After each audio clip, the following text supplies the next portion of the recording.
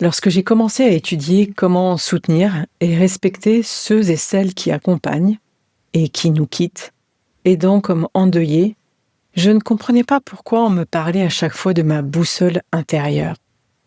J'avais le sentiment que la mienne tournait dans tous les sens, comme tout à chacun, et puis je me suis demandé à quel moment j'allais ressentir du calme dans la tempête pour mieux transmettre. Est revenue aussi l'importance que chaque professionnel et chaque aidant ait à identifier ses valeurs clés avant de se confronter à la mort. Dans l'accompagnement de la fin de vie, on parle souvent de cohérence de valeurs. C'est cette harmonie entre ce que je ressens, ce que je pense et ce que je fais. Autrement dit, la cohérence de valeurs, c'est quand mon comportement reste fidèle à ce qui a du sens pour moi, même dans les moments de chaos ou de douleur. Alors aujourd'hui, je te propose de faire une pause, de revenir à ce qui te fonde, à tes valeurs personnelles, celles qui te permettent de traverser sans te perdre, celles qu'on porte sans les dire, celles qui nous guident quand plus rien n'a de sens, celles qui font qu'on se relève, qu'on tient et qu'on aime encore. Bienvenue dans la saison 5 de Sweet Papy Podcast. Et si je te disais que dans l'accompagnement de fin de vie de nos proches, il existe parfois des instants comme suspendus où tu découvres une force en toi que tu ne soupçonnais pas. Alors avant que mes souvenirs ne s'effacent, pendant 60 jours, j'espère devenir ton miroir. Celui qui éclaire tes choix, tes fragilités, ta façon d'aimer, que tu sois aidant ou professionnel du soin. Alors abonne-toi pour ne rien manquer de ces instants de passage. Je me souviens d'un soir au chevet d'une amie âgée que j'accompagnais. Elle me dit doucement « Je ne sais plus qui je suis maintenant que je ne peux plus rien faire. » Je lui ai demandé « Qu'est-ce qui a toujours compté pour toi, même avant la maladie ?» Elle a réfléchi longuement et elle m'a répondu « La fidélité. Être fidèle à ce que j'aime. » C'était si simple, tout s'était enfin remis en place au moment de partir. Ce moment-là, je lui ai indiqué qu'il fallait qu'il devienne son repère. Et à partir de là, ça lui a permis d'accueillir la fin sans se sentir inutile. Parce qu'elle a compris qu'elle restait fidèle jusqu'au bout à sa famille, à son histoire et à sa façon d'aimer. Et pendant que je construis cet épisode sur ce sujet, je t'avoue prendre un grand choc. Un choc psychologique. Imagine qu'au moment du passage, qu'il s'agisse d'une fin de vie, d'un deuil ou même d'un grand changement, on te dise « Ce qui te fera tenir, ce ne sont pas les certitudes, ce sont les valeurs. » On croit souvent que les valeurs, ce sont de grands principes abstraits. L'amour, la justice, le respect. Non, non, non. Elles ne sont pas dans les grands discours, elles se cachent dans des tout petits gestes quotidiens. Quand tu restes même quand c'est dur, quand tu écoutes, sans juger, et quand tu tiens ta promesse, même silencieusement. Alors ce choc, c'est ça, c'était identifier mes propres valeurs. C'est un acte de lucidité, c'est reconnaître ce qui te rend vivante, même quand la vie semble t'échapper. Alors oui, au milieu de tout ce que j'ai traversé ces derniers mois, de la fin de vie de mes sweet papys, les deuils, les danses, suis-je réellement en capacité à l'approche de mes 60 ans de revenir sur mes fondations invisibles, mes valeurs, celles qui aident à traverser la fin sans se perdre, à aimer sans s'épuiser et surtout, aujourd'hui à accompagner sans m'oublier. Je t'avoue mes doutes, je ne sais pas. Au fur et à mesure de mon parcours, j'ai écouté aussi les enseignements des spécialistes du deuil, de la fin de vie.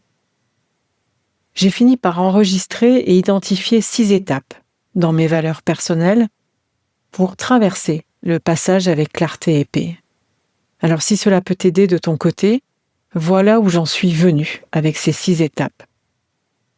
La première, en essayant de me souvenir d'un moment fort, j'ai repensé à une situation de ma vie où je me suis sentie profondément juste et alignée. Et dans ce cas-là, qu'est-ce qui était présent dans ce moment ? Est-ce que c'était la tendresse, la loyauté, la liberté, la justice ? L'étape numéro 2 pour moi, c'est de nommer les émotions qui étaient associées. J'ai alors cherché ce que j'avais ressenti à ce moment-là. Fierté, sérénité, gratitude. Parce qu'en fait, les émotions sont les messagères de nos valeurs. Et puis j'ai cherché à identifier aussi les constantes, les mots ou les situations qui sont revenues souvent, celles qui m'ont fait du bien, les valeurs stables, celles qui nous accompagnent partout. Dans l'étape numéro 4, j'ai classé ce qui était non négociable. Parmi ces valeurs, lesquelles me définissaient vraiment? Celles que je veux incarner, même dans la difficulté, ou les autres? Dans l'étape numéro 5, j'ai cherché à observer les conflits de valeurs, parce que parfois 2 valeurs se heurtent. Par exemple, la loyauté et la liberté, la vérité et la douceur. Identifier les tensions, c'est comme apprendre à mieux s'ajuster. Et puis enfin, l'étape 6. Pour s'ancrer dans le quotidien, choisir un geste, un mot, un rituel qui incarne cette valeur. Par exemple, ma valeur est la douceur. Dans ce cas-là, j'apprends à baisser le ton de ma voix et je prends du recul pour voir l'impact que cela a. Et si je parle souvent de douceur, c'est qu'il me semble que c'est le mode d'emploi de notre cœur. Si par exemple ma valeur c'est l'humour, et beaucoup me connaissent avec mon humour, je dédramatise la situation en reformulant différemment les peurs, les objections, les besoins. Et enfin, si ma valeur est le partage, je donne sans compter. Voilà, j'espère que cet épisode t'aidera à identifier ce qui te fait tenir dans les périodes de faim ou de transformation, que tu resteras fidèle à toi-même, même au cœur du chaos, que tu trouveras du sens à ce que tu vis aujourd'hui, et puis que cela transformera ta peur en une direction claire. C'était notre moment du jour. Tu l'auras compris, le sens de la vie émerge quand nos actions restent fidèles à nos valeurs profondes. Et la souffrance morale, souvent, naît du décalage entre les deux. Alors je t'invite à choisir juste une seule valeur, aujourd'hui, celle que tu veux honorer jusqu'au bout et la vivre parce qu'à la fin, nos valeurs ne s'éteignent pas, elles deviennent ce qu'on laisse derrière nous. À demain!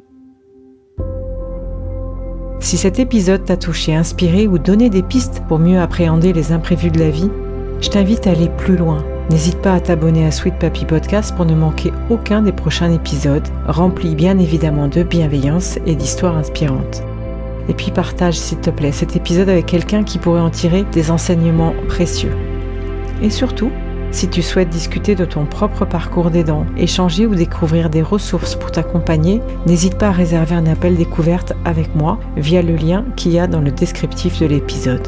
Sache que ton histoire, ton expérience et tes questions méritent d'être entendues. À très bientôt et prends soin de toi.